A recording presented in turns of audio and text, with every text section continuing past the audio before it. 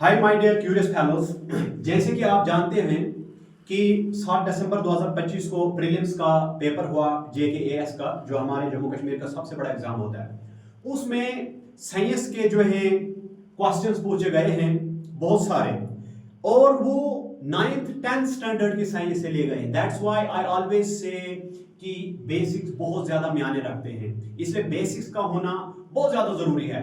आप किसी भी क्वेश्चन को पढ़ते हैं तो आप उसको एक मतलब उसके गहराई में जाओ, उसका मीनिंग, ये क्या मतलब है, ऐसा क्या होता है, वगैरह वगैरह तमाम चीजें आपको देखनी चाहिए। अब देखो, ये हमारे पास क्वेश्चन है। 10th में आपने एलोट्रोप्स ऑफ कार्बन पढ़ा होगा, graphite, diamond and Buckminster Florence.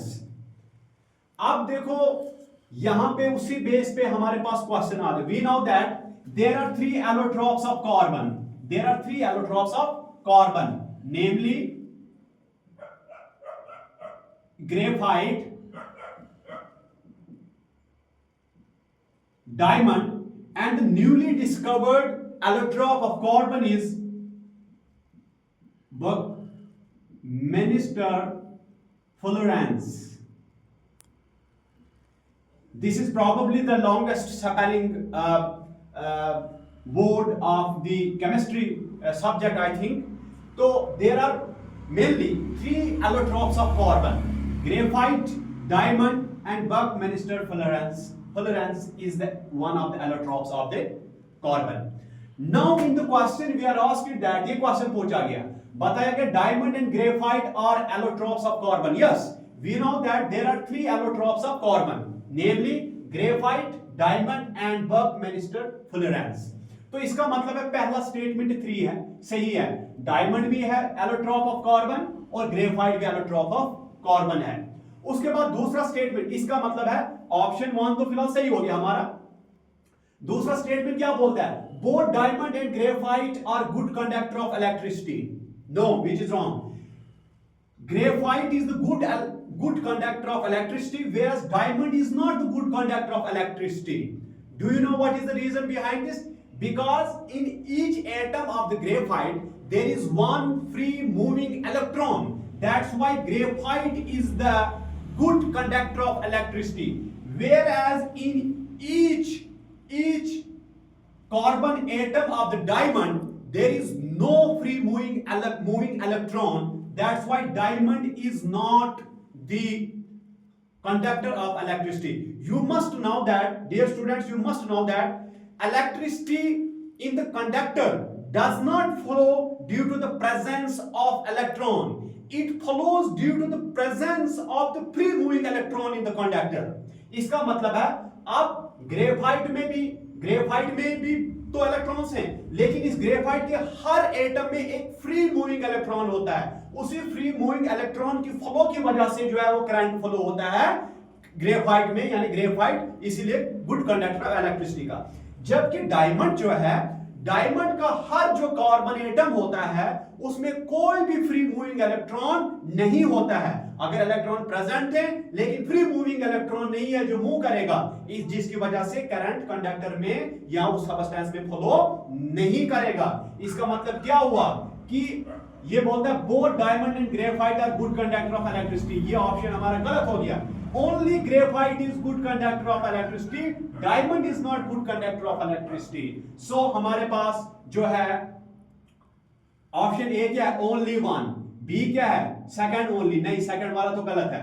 Both है, बोथ नहीं है, एक तो करेक्ट है दूसरा तो नहीं है, ना इधर ना पहला करेक्ट है ना दूसरा, ये गलत बताता है। इसका मतलब है 1 इज द राइट आंसर। ये हमारा आ गया पहला क्वेश्चन।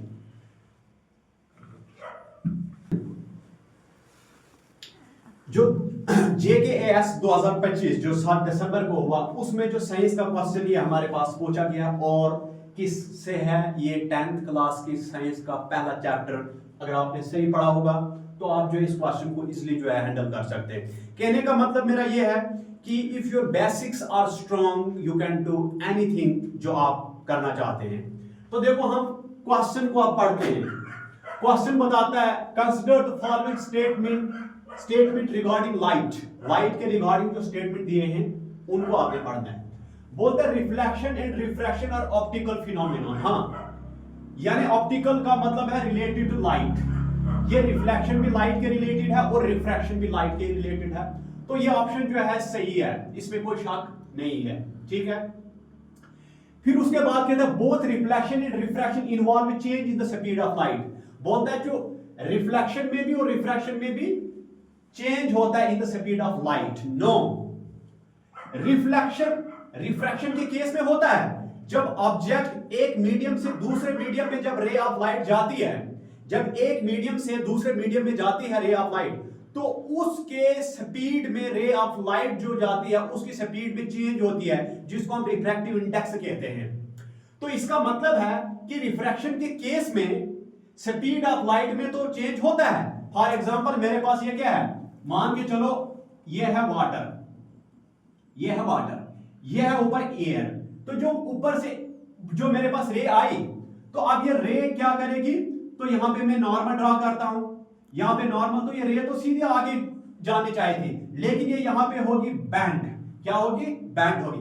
जब इसका मतलब है जो स्पीड ऑफ लाइट एक मीडियम से दूसरे मीडियम में जाती है ना, तो ठीक है ना, जब एक तो जैसे ये दूसरे मीडियम में जाती है तो ये बैंड हो जाती है। जैसे रे ऑफ लाइट एयर से वाटर में गई, जो ही ये वाटर में गई तो इसने बैंडिंग शो की, अदरवाइज ये सीधा स्ट्रेट में आगे जानी चाहिए, लेकिन ये बैंड हो गई। एक तो बैंडिंग दिखाती है, दूसरी जब रे ऑफ लाइट जो है एक मीडियम से दूसरे मीडियम में जाती है, तो उसकी जो स्पीड एक मीडियम में होगी वही स्पीड दूसरे मीडियम में नहीं होगी, बल्कि वो चेंज हो जाएगी।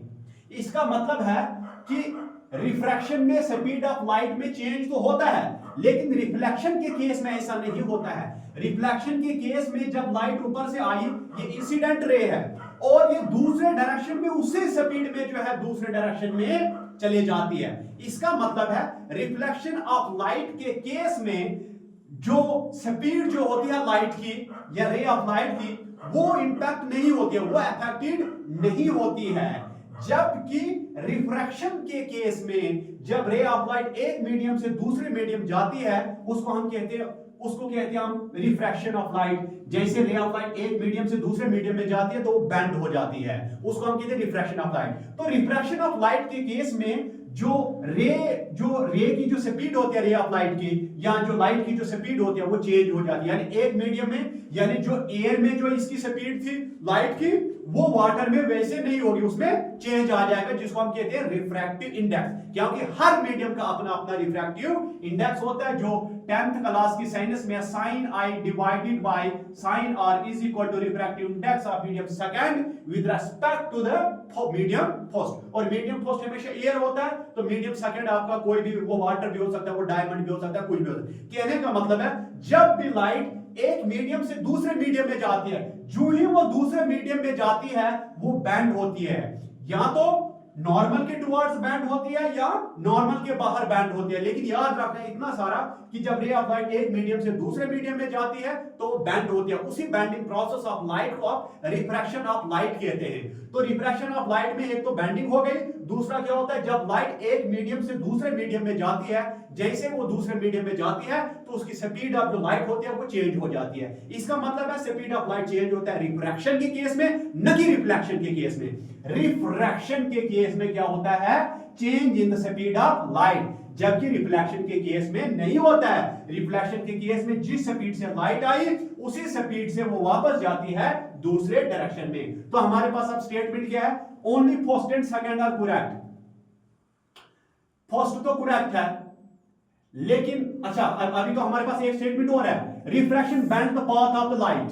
बिल्कुल, रिफ्रैक्शन क्या करती है, लाइट के पाथ को बेंड कर देती है। जब आपकी लाइट अगर रेयर मीडियम से डेंसर मीडियम में जा रही है, मान के चलिए एयर से वाटर में जाएगी, तो ये रे ऑफ लाइट बैंड हो जाती है इधर की तरफ, यानी नॉर्मल की तरफ बैंड हो जाती है। जब ये डेंसर मीडियम से रेयर मीडियम में जाती है तो away from the normal band होती है। यानी कहने का मतलब है जब रे ऑफ लाइट एक मीडियम से दूसरे मीडियम में जाती है तो वो बैंड हो जाती है। चाहे अगर रेयर मीडियम से डेंसर मीडियम में जाएगी तो टुवर्ड द नॉर्मल बैंड होगी, डेंसर से रेयर में जाएगी तो अवे फ्रॉम द नॉर्मल वो बैंड होगी। तो इसका मतलब है रिफ्रैक्शन में बैंडिंग होता है किसका, पाथ ऑफ लाइट का।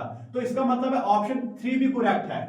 ऑप्शन ए भी करेक्ट है, क्योंकि रिफ्लेक्शन और रिफ्रैक्शन दोनों ऑप्टिकल फिनोमिना है, यानी इनका लाइट के साथ लेन देन है। लेकिन ऑप्शन बी जो है वो करेक्ट है। ये बोलता है रिफ्लेक्शन में भी जो स्पीड ऑफ लाइट में चेंज आता है, रिफ्रैक्शन में भी आता है। नहीं, ऐसा नहीं है। रिफ्रैक्शन में तो आता है, स्पीड ऑफ लाइट तो चेंज होती है, लेकिन रिफ्लेक्शन में ऐसा नहीं होता। रिफ्लेक्शन में एक डायरेक्शन में आती है, उसी स्पीड से दूसरे डायरेक्शन में चले जाती है। इसका मतलब हमारे पास क्या, पहला और तीसरा ऑप्शन सही है। तो only 1 and 3 are correct, C is our right answer. ये मैंने यहां पे क्वेश्चन लिखा, ये क्वेश्चन परसों 7 दिसंबर 2025 को JKAS में पूछा गया था, और आप देख सकते हैं this is question number 7 of the question paper. Now I am going to solve this question. I solve the question by giving you the complete information of the topic. तो देखो,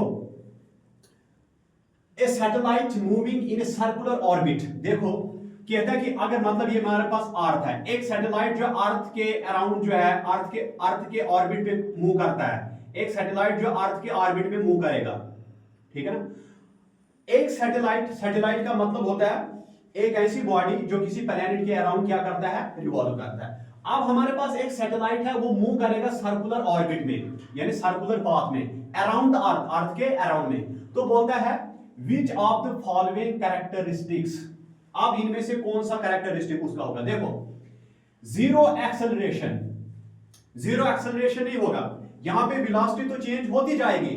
जब क्या करता है, जब आपका जो सैटेलाइट है वो मूव करता है एक सर्कुलर ऑर्बिट में अराउंड अर्थ, या किसी भी प्लैनेट के अराउंड में कोई भी जब सैटेलाइट जो है उस प्लैनेट के ऑर्बिट में क्या करता है, मूव करता है सर्कुलर में। अब देखो यहां पे बोलता है जीरो एक्सेलरेशन तो नहीं होगी, वेलोसिटी इसकी चेंज होती रहेगी, वेलोसिटी चेंज होती रहेगी। अब देखो यहां पे क्या है, क्यों वेलोसिटी चेंज होती रहेगी, क्योंकि देखो वेलोसिटी में होती है दो चीजें। वेलोसिटी में क्या होता है, यानी speed plus distance, sorry speed plus direction, speed plus direction. अच्छा, इसमें क्या होता है, सबसे पहले मैं जाता हूं इसके आंसर पे, constant speed but changing velocity. देखो जब भी सैटेलाइट मूव करेगा एक सर्कुलर ऑर्बिट में अराउंड अर्थ, उसकी स्पीड जो होती है वो कांस्टेंट होती है, यानी कांस्टेंट स्पीड से वो मूव करता है, लेकिन उसकी वेलोसिटी चेंज होती जाती है। क्यों वेलोसिटी चेंज, देखो वेलोसिटी में मैग्नीट्यूड के साथ यानी स्पीड के साथ साथ क्या होता है, एक प्रॉपर डायरेक्शन होता है। लेकिन यहां पे चूंकि जो आपका जो सैटेलाइट है वो एक सर्कुलर ऑर्बिट में मूव कर रहा है, तो जैसे जैसे वो मूव करते जाता है डायरेक्शन चेंज होते जाता है। जब डायरेक्शन चेंज होते जाता है, अब इसका मतलब है जो आपकी जो वेलोसिटी होती है वो तो, क्योंकि वेलोसिटी में मैग्नीट्यूड होता है, मतलब कि स्पीड से जा रहा है मान के चलो, प्लस उसमें एक प्रॉपर डायरेक्शन होता है। लेकिन अगर डायरेक्शन चेंज हो रहा है, इसका मतलब यह है कि आपकी वेलोसिटी भी चेंज हो रही है। if the direction is changing, it means slowly and steadily आपकी क्या हो रही है, आपकी वेलोसिटी भी क्या हो रही है, चेंज हो रही है। इसका मतलब है जब कोई भी सैटेलाइट मूव करेगा इन सर्कुलर ऑर्बिट अराउंड अर्थ, किसी भी प्लैनेट के ऑर्बिट पे वो जो है मूव करेगा, ठीक है ना, इस तरह से गोलाई में मूव करेगा, ठीक है ना, तो तब क्या होता है, उस सैटेलाइट की कांस्टेंट स्पीड होती है, जबकि उसकी वेलोसिटी चेंज होती है। क्यों चेंज होती है, क्योंकि वेलोसिटी में दो चीजें होती हैं, एक तो मैग्नीट्यूड होती है, मान के चलो स्पीड, प्लस इसमें क्या होता है, डायरेक्शन चेंज नहीं होना चाहिए। अगर डायरेक्शन चेंज हो रहा है, इसका मतलब है आपकी वेलोसिटी भी पे भी इफेक्ट पड़ रहा है, आपकी वेलोसिटी भी चेंज हो रही है। तो इसका मतलब है ऑप्शन बी करेक्ट है। अगर ऑप्शन सी देखेंगे, कांस्टेंट वेलोसिटी बोलता है, नहीं कांस्टेंट वेलोसिटी नहीं, कांस्टेंट स्पीड है लेकिन कांस्टेंट वेलोसिटी नहीं है। कांस्टेंट वेलोसिटी क्यों नहीं है, क्योंकि ऑब्जेक्ट वेलोसिटी में दो चीजें होती है भाई साहब, एक तो मैग्नीट्यूड होता है जिसको आप स्पीड मान के चलो, है ना, दूसरा आपको उसमें एक प्रॉपर डायरेक्शन होता है। लेकिन डायरेक्शन यहां पे चेंज हो रहा है, जैसे जैसे वो ऑर्बिट में जो है वो सैटेलाइट मूव करता है, उसका डायरेक्शन क्या हो रहा है, चेंज हो रहा है। अगर डायरेक्शन चेंज हो रहा है तो इसका मतलब है वेलोसिटी चेंज हो रही है। इसका मतलब है ये क्या है, गलत है। बोलता है इसकी एनर्जी जब सैटेलाइट मूव करता है सर्कुलर ऑर्बिट में अराउंड अर्थ, तो इसकी एनर्जी डिक्रीज होती है। नहीं, एनर्जी इसकी जो है वो सेम रहती है। थ्रू आउट द चक्कर जो है, पूरे चक्कर में जो है इसका एनर्जी जो है वो सेम रहता है। तो ये भी गलत है। कांस्टेंट वेलोसिटी भी गलत है। क्यों? क्योंकि डायरेक्शन चेंज हो रहा है, इसका मतलब वेलोसिटी भी चेंज हो रही है। जीरो एक्सेलरेशन भी नहीं होगा, जीरो एक्सेलरेशन नहीं होगा क्योंकि ये कंटिन्यूअसली मूव कर रहा है। हाँ, इसकी वेलोसिटी चेंज होती जाती है, होती जा रही है वेलोसिटी चेंज, लेकिन जीरो एक्सेलरेशन नहीं होगा। कांस्टेंट स्पीड होती है इसकी, एक ही कांस्टेंट स्पीड से ये चलेगा, लेकिन इसकी वेलोसिटी चेंज होगी। वेलोसिटी इसलिए चेंज होगी क्योंकि डायरेक्शन चेंज हो रहा है। वेलोसिटी में हमारे पास दो चीजें होती हैं, एक मैग्नीट्यूड होता है, एक डायरेक्शन भी होता है। यानी डायरेक्शन एक प्रॉपर डायरेक्शन होना चाहिए, लेकिन इस सर्कुलर ऑर्बिट में ऐसे गोलाई में जाएगा तो डायरेक्शन हर पॉइंट पे इसका थोड़ा थोड़ा चेंज होते जाता है, थोड़ा सा चेंज होते जाता है। अगर डायरेक्शन चेंज हो रहा है इसका मतलब है वेलोसिटी भी चेंज हो रही है। दैट इज व्हाई बी जो है हमारा राइट आंसर है। तो माय डियर स्टूडेंट्स, अगर आप जेकेएएस के जो 2025 में परसों 10 दिसंबर को हुआ था, अगर उसके आप क्वेश्चन पेपर को देखेंगे तो क्वेश्चन नंबर 11 जो है ये हमारा है। तो ये किसके रिलेटेड है, हम इसको आप सॉल्व करते हैं कंसेप्ट के साथ। ये नहीं कि क्वेश्चन लिख लिया, बता दिया ये आंसर इसका, ये I give the explanation of the topic. तो सबसे पहले क्या है, consider the following statement regarding electricity. इसको मैं लिख देता हूं यहां पे JKAS 2025। आप जो है ये पेपर डाउनलोड भी कर सकते हैं, तो आप वहां देख सकते हैं।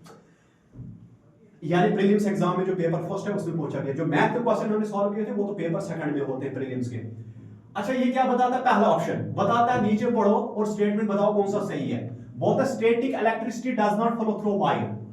अब देखो, वर्ड स्टैटिक का मतलब है something which is at rest. अब स्टैटिक इलेक्ट्रिसिटी होती है वो वायर में फ्लो नहीं करेगी। वायर में तो इलेक्ट्रिसिटी वो जो है फ्री मूविंग इलेक्ट्रॉन होता है जो मूव करता है, उसकी वजह से जो है वो करंट जो है वो फ्लो होती है।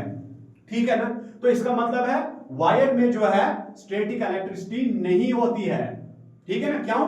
वायर में तो आपका इलेक्ट्रॉन मूव कर रहा है ना, वो स्टैटिक थोड़ा है। Electric current in the wire और electric current in the conductor, ठीक है ना, किसी भी कंडक्टर में जो इलेक्ट्रिक करंट पास होता है वो किसकी वजह से होता है, because of the movement of the freely moving electrons. So that's why static electricity does not flow through wire. तो इसका मतलब है, कहता है कि जो स्टैटिक इलेक्ट्रिसिटी है वो जो है डज नॉट फ्लो, वो फ्लो नहीं करती है वायर में। तो वायर में तो स्टैटिक इलेक्ट्रिसिटी फ्लो तो नहीं करते, ये तो हमारा करेक्ट है। Static electricity does not flow through wire. तो अगर बोला होता ना इसने static electricity flow through the wire, तब ये गलत होता, क्योंकि इलेक्ट्रिसिटी में स्टैटिक जो वायर है उसमें स्टैटिक इलेक्ट्रिसिटी नहीं फ्लो करती है, उसमें तो वो मूविंग होती है ना, फ्री इलेक्ट्रॉन मूव करते हैं तब जाके वो करंट पास होती है। इसका मतलब ये ऑप्शन सही है, static electricity does not flow through the wire. This option is right, पहला तो ठीक है। Lightning is an example of static electricity. बोलता है जो लाइटनिंग होती है ना, जो आसमानी बिजली गिरती है, जब बादल के कड़कड़ाहट से जो बिजली है, ठीक है ना, तो जो थंडरिंग निकलती है, तो वो जो लाइट आती है, तो बोलता है वो एग्जांपल है स्टैटिक इलेक्ट्रिसिटी की। यस, वो एग्जांपल है स्टैटिक इलेक्ट्रिसिटी। वो क्यों? क्योंकि जब जो बादल होता है, बादल में क्या होता है, जो वाटर के मॉलिक्यूल्स और जो आइस के मॉलिक्यूल्स होते हैं वो एक दूसरे को रब करते हैं, रब की उनके रबिंग की वजह से चार्ज जमा होता है।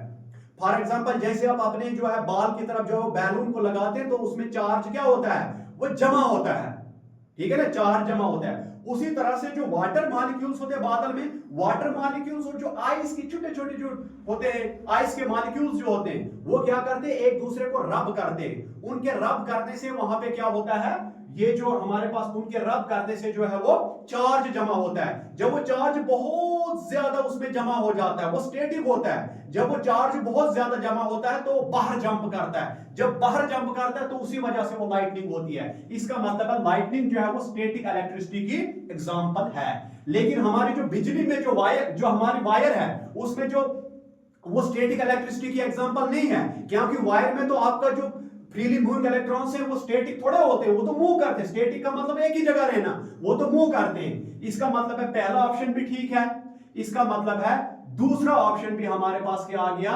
ठीक आ गया। अब क्या बोलता है, करंट बोलता है electric current is always static in nature. No, electric current is not static in nature. ये कहता है कि इलेक्ट्रिक करंट स्टैटिक होती है, मतलब एक ही जगह होती है। नहीं, इलेक्ट्रिक करंट तो इसलिए होती है, करंट आपकी लाइट तो इसलिए वजह से होती है, करंट का मतलब ही है movement of freely moving electron, यानी उसमें क्या होते हैं, फ्रीली मूविंग इलेक्ट्रॉन जो है वो मूव करते हैं। तो स्टैटिक का मतलब एक ही जगह रहना, तो स्टैटिक तो नहीं है। तो आपकी वायर में जो है इलेक्ट्रॉन मूव करते हैं, तो वो स्टैटिक तो नहीं होते हैं ना, एक ही जगह तो नहीं होते हैं। इसका मतलब है ऑप्शन 3 क्या है, रॉन्ग है। तो हमारे पास ओनली देखो थर्ड वाला रॉन्ग, थर्ड वाला रॉन्ग, थर्ड वाला रॉन्ग, तो बचा ए। इसका मतलब पहला और दूसरा जो है हमारे पास राइट है। Thank you very much.